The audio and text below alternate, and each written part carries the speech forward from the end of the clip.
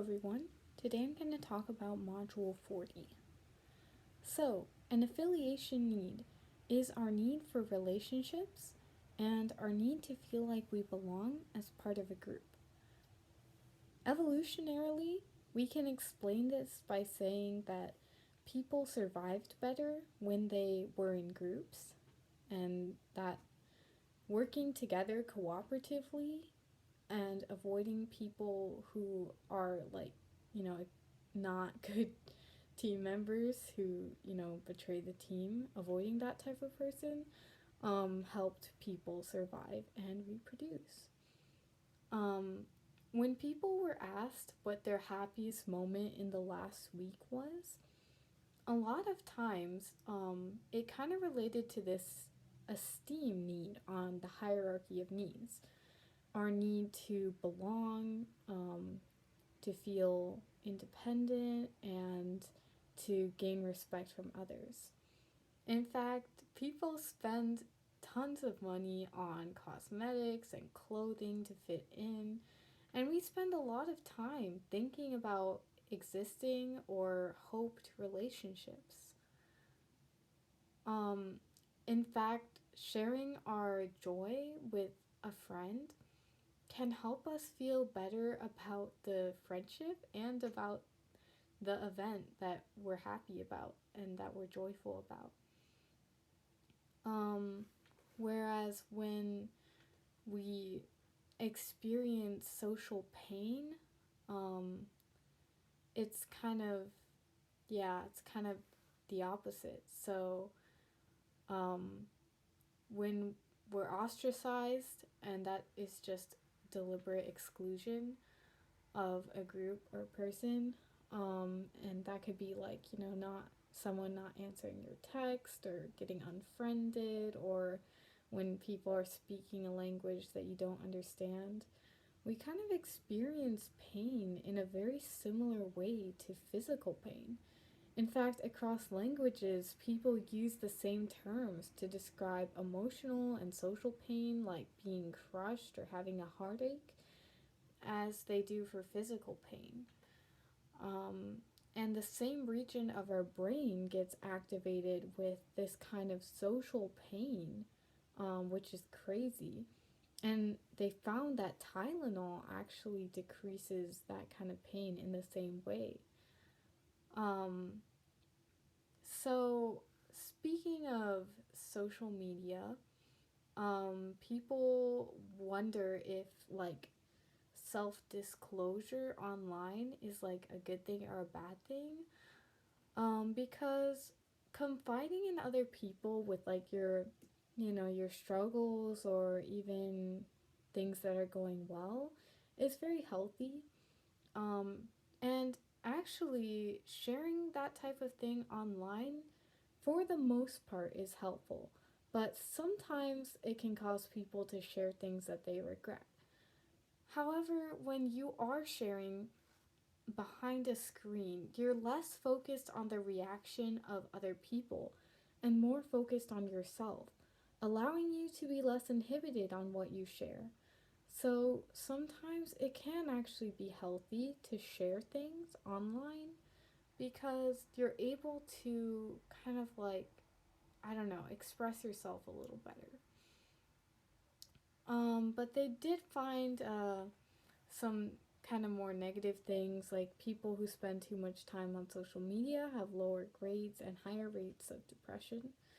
Also, sometimes like people who are more self-absorbed or are narcissists kind of are really active on social media, um, and it's sometimes important to avoid those types of people because it can make you feel bad about yourself. um, but yeah, social media does definitely have its downfalls, like lower grades and higher rates of depression. So it's good to monitor the amount of time you spend, how you feel when you aren't on it. If you're not like super anxious, you shouldn't be super anxious when you're not on it. And learning to turn it off when you need to focus. They found that people who check their email at 3 times per day were much less stressed than those who could just check it all the time. So limiting yourself is really good. Um, Next is achievement motivation.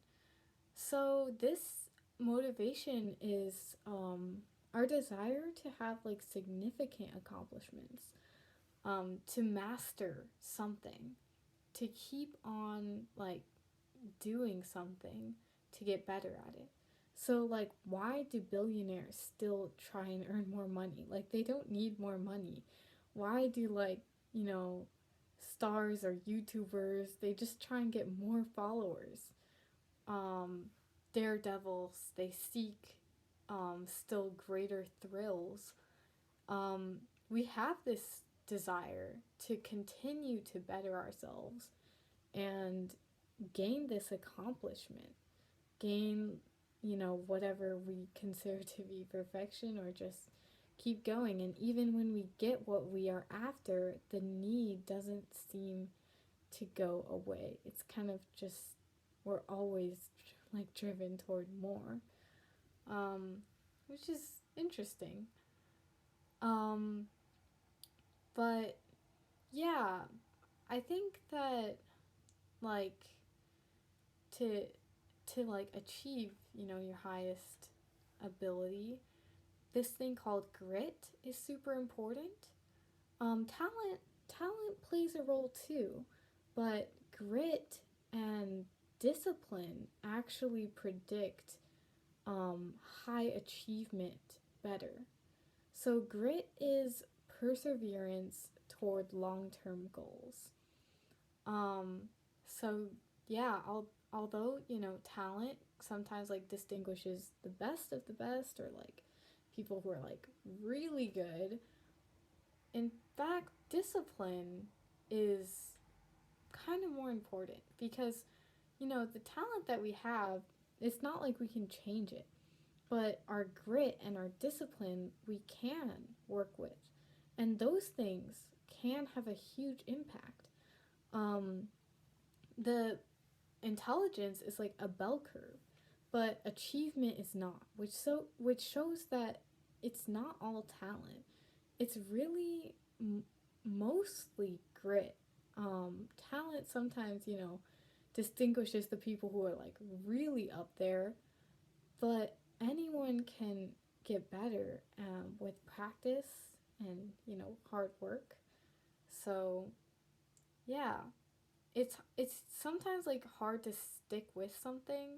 Like often in the middle it's hard. Like starting and ending, we usually feel pretty motivated, but in the middle it's kind of hard. So that's kind of what distinguishes high achievers, is they don't give up when it's hard in the middle. um yeah, I mean, it's good to persevere toward your goals. That's kind of why like IO psychologists work to like help ordinary people doing ordinary jobs be motivated, because that does make a huge difference. And if you're looking to set a goal for yourself, you should make it specific. Um, yeah, make a very specific resolution. Announce it to your friends and family, which makes you more, accountable. Create an action plan on when, where, how you'll achieve that goal. Give yourself short term rewards to help you along the way. Um, Track your progress publicly is usually better, so you can like show, rather than like keeping it secret. Like it's good to like track your progress. Kind of like this YouTube channel. I'm like, you know, tracking my. This is holding me accountable to do my psych homework. And create a supportive environment. So if you're trying to study, you should go to the library where others are studying. If you're trying to eat healthy, you should remove like junk food from your house. Or if you're trying to sleep, you should put your phone somewhere else or put it on silent so it doesn't wake you up. And lastly, just persist. Make it a habit.